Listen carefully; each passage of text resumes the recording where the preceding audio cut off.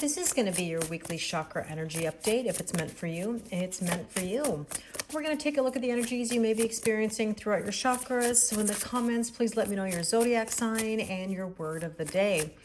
Now, as I'm filming this, it is Thursday. This reading is obviously timeless. However, I would love to wish anybody celebrating Thanksgiving today a very happy Thanksgiving. Please take the time to rest, enjoy some good food and good people around you. So let's take a look at some overall themes and messages for this reading. And we have here possibility, and there's the globe. I'm wondering if anybody's thinking about traveling, or maybe you're thinking about others at a distance, you know, in other parts of the world, someone that you might be missing. But this also says possibility, and I would like everyone to know that the possibilities are endless. I am a believer that anything can happen, so please make sure that you are open to all the possibilities. Now, let's take a look at another overall theme or message. And we have here acceptance, starry night. Interesting. I almost feel like, and I know this is going to sound really cheesy, somebody's been looking up at the stars, the sky, maybe even the moon, talking to the moon. I always think about, you know, that song comes into my mind when we're missing someone or thinking about deep topics, you know, just looking up to the sky, to the universe. And again, possibilities. What are these possibilities about? Well, let's take a look at a moon message to see, speaking of talking to the moon. And we have here the answers you need are coming full moon in Gemini. Not surprised. You know, very interesting. So for those of you that attend my full moon Zooms every month, we talked about the full moon in Gemini because that is actually our next full moon. And we'll be doing another full moon Zoom where we'll talk about the energies surrounding that full moon. The themes are Gemini. Gemini is all about communication. This says the answers are coming, and I do believe that. A lot of the readings that I've been putting out in the last few days are about communication. We do know that this is Mercury retrograde, so yes, people pop up from the past. There's also miscommunications, technology glitches and breakdowns, but I do think a lot of important things will come to light, and we've still got a couple weeks or so until that full moon, so it's brewing. That communication or those answers, they're brewing. So I'm very curious to know how you're feeling in that regard. Now, let's take the Chakra Wisdom Tarot here to see what we need to know about each chakra. I love these cards because they're all the different colors of the chakras or energy centers in the body. So let's start off by looking at the root chakra, which is Mars. Now, interesting, Mars is going to be going retrograde very soon. So, so many things to consider, right? We have here the Queen of Swords. I think what's happening is that somebody's making a new foundation in regards to boundaries. And what better time to start boundaries than during Thanksgiving, if this is what you're celebrating right now, or even the holidays in general. You know, if you celebrate Christmas, anytime we spend time with family and friends, boundaries come up. Relationships of any kind require boundaries. So let's get some clarification on the Queen of Swords here and see what we need to know. Well, this is saying we are shifting. Wheel of Fortune is Jupiter, growth, expansion, good luck, and it is Sagittarius energy. Now, it does say that there's forces of the universe here. I do feel like for whatever reason, we're being forced to change. If we're fighting the shift, the universe is going to make it happen, whether we want to or not. So that's why I always say, don't fight the shift. Don't make it harder for yourself. Let's see what else we need to know here. There's the friends. This is not just friends. It's friendship. It's group dynamics, soul tribe. This can be, of course, family, friends, relationships. It's about loyalty. You know, sometimes we've got to make boundaries even when it's difficult. You know, can't take everyone with us, so to speak. We have to make sure that we're putting ourselves first. Now, let's see, where are my cards here? Let's take a look at Venus, the sacral chakra. Self-worth, self-value, and self-respect. And we have the Knight of Cups, opening your heart, opening up to love, but having the confidence to do so. Okay, let's take a look.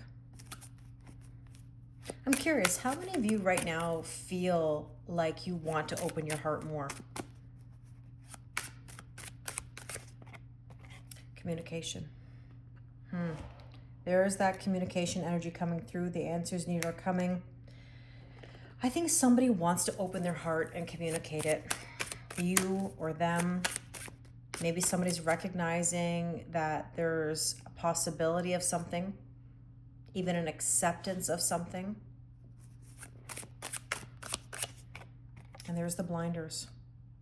There's two ways you can look at this. One is a bit of victim mentality where someone just does not want to budge, you know, on an old story. You know, it's almost like saying, well, I was hurt before, I'll be hurt again. Nothing ever works out for me. Why bother communicating? Why bother opening my heart? Or this can be someone that says, you know what, I'm going to focus on new energy and opening myself up. It all depends, you know, perception is everything. Perspective is everything. Let's take a look at the solar plexus. Now, the solar plexus is personal power. And there you go. Someone's had a massive hit to their personal power in the past. This is this is a yellow card, which is the solar plexus. So it's almost like a double message there for us. You know, Ten of Wands is mentally, physically, spiritually, and emotionally exhausted. And it means putting down the burdens. We need to put down the burdens. We need to let go of the old stuff. Now, this is a number 10 card. 1 + 0 is a 1. Therefore, brand new beginnings.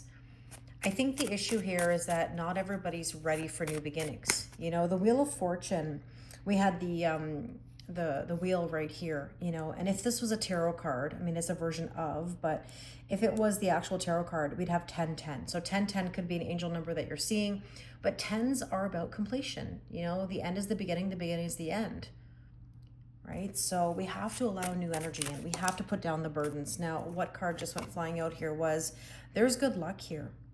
It even says unexpected rendezvous. Interesting.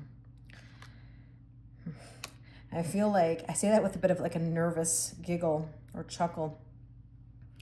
I feel like this unexpected communication could be you running into someone, some sort of unexpected conversation will come up. Checkered flag. Well, the checkered flag can mean a conclusion to something, and we just talked about letting something end. There will be something that is settled. There will be an achievement of some kind. It even says feeling relieved on that card, which means, again, putting down the burdens, feeling relief from all the stress. I feel like somebody, again, I come back to this, is accepting something. It is what it is. Let's take a look at the heart. What do we need to know about matters of the heart? Ooh, somebody's grieving. 5 of Cups is grief, sadness, and possibly even disappointment. I feel like this could be about somebody, again, being open to love, new possibilities, accepting what is. There's the trophy. There is victory to be had, but again, it all depends on your perspective. You have experience. It says here, key experience. You have experience. Just because you've been hurt does not mean that you can't do better next time. Like, that's a learning experience that we take forward and say, I don't want to be in that old energy anymore. I don't want to experience that pain or that sadness. I won't go there again. But it doesn't mean you have to shut yourself off completely from feeling or loving or being open to new relationships. See, the urn, I told you, grief and loss.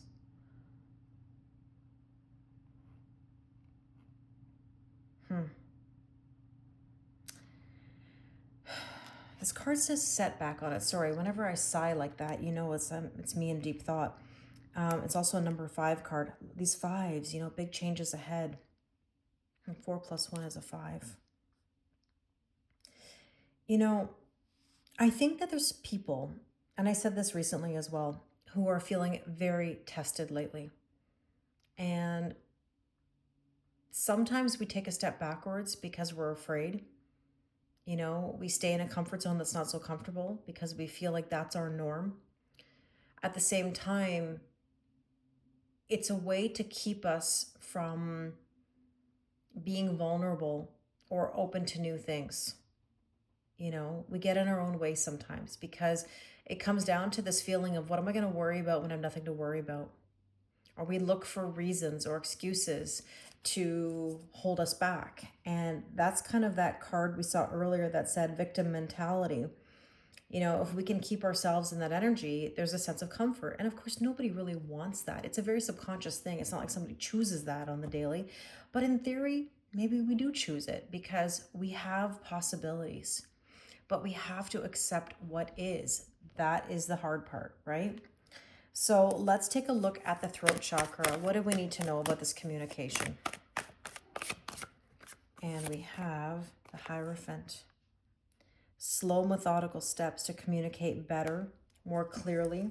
And the Hierophant is also about knowledge, teaching, tradition, commitment, if I didn't say that already. Let's see. The Squirrel. Somebody is a little bit worried about the communication, about what this communication is, or those answers that are coming in. And there's nothing to be afraid of. We need communication so that we can accept what is, even when it's difficult.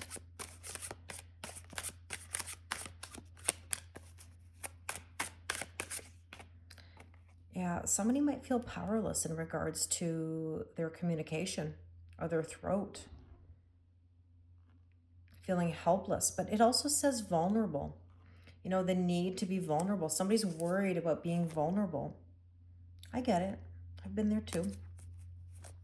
I've had to learn over the last years to be more vulnerable and open. And there are times when it's still hard, you know, but I work through it. I allow myself to be open and learn from the experiences. Let's take a look at the third eye. The Hanged Woman. It almost feels like somebody is a bit paralyzed right now because I saw it right here and I wanted to mention it and I didn't. The Hanged Woman energy or the Hanged Man energy is this feeling of being in limbo. So right now, with regards to your intuition, you might be unsure about how to handle things. How do I navigate? What do I do? And I would say you have to do something. Even if you do revert back a little bit, acknowledge that you've done that and move yourself forward again. Nothing is impossible. We're all human. We all make mistakes. Don't beat yourself up about it. Just because you make a mistake or you do something that isn't on par with what you usually do doesn't mean it's all over or that you've erased everything. You have to be aware of it all and then make your moves. So that being said, let's take a look at some cards here. Let's clarify. The Moose. Calm, cool, collected. It does say time alone. Some of you may be feeling like you're hermiting yourself. We did talk about that recently in other videos. It's okay to do that, but you can't do that forever. So at a certain point, you've got to come out of that position. There's the eclipse energy. I mean, the eclipse is the sun and the moon coming together. That's a union energy. It's a transformation. It's also sudden and it reveals things. You know, the Hanged Woman or the Hanged Man energy can be about pausing to gain clarity. And again, the answers you need are coming. Something's going to come in and be revealed. Wow. Okay, let's take a look at the crown chakra. What do we need to know?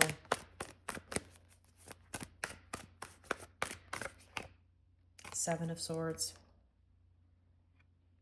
Seven of Swords is a card of deception, fear, a mask.